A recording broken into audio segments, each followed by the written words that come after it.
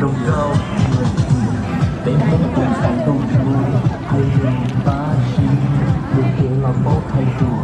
có từng. All right. Vấn đề chạm lời nè. Bây giờ Thọไม่ซ้อในสุดตัวปางกูเจอปอดทางหน้าปอดทางใจไปเจอแล้วหมดตัวจอตัวลงให้จอคันนาโปโลฮาเอาไปรูตัวเป้แต่กูทำไม่ชัดเลยรูกุมโบเตเจอปอดทางไหนหน้าปอดทางไหนจอคันนาโบซ้อในสุดตัวรู้ชอบเนาะถ้าเจอไอ้กับโปโลฮารูตัวเป้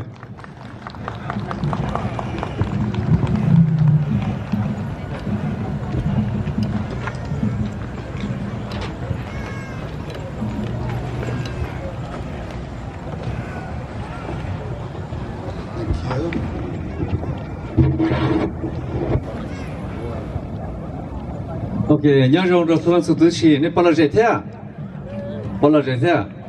I think this year we have a very good year. Cú chỉ tập bao thì chả tới chỉ nung thi on à. Bây mùa nâng gọc phá lên to nó, bây giờ mong cũng tới chấp là tới lúc chấp là về, có tên đó thế à? Có tên đó, ok.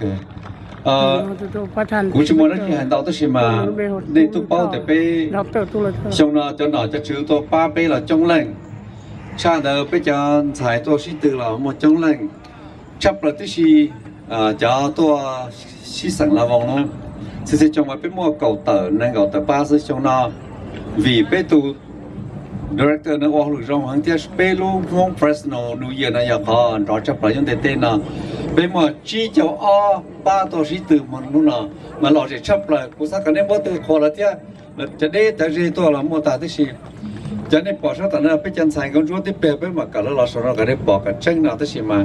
này nó lấy ra cho này nó xí ra chập lại nữa để thấm bớt tê trong đó là theo là tốt nhất là nó lại bớt tê khó là theo cho nên bây giờ xài bây giờ tầm mùa xưa ok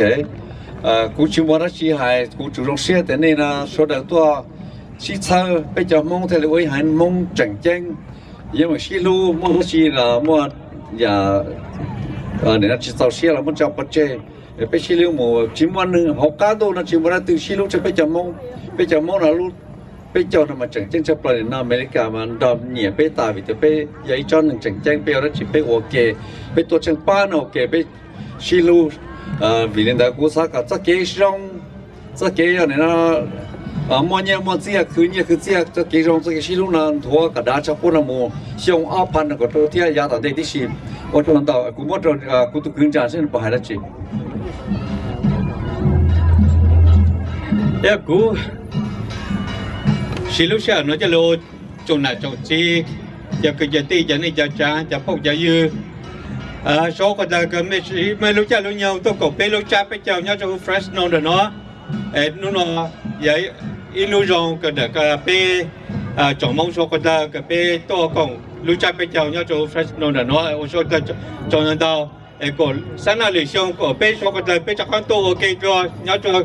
lúc cha bé chào nó này thank you very much cho cha vendor lúc một cho cái là cái lúa lúc một cho trồng này trồng chi số còn giờ thank you so much cú sát cả cú tu nhiệt chế hay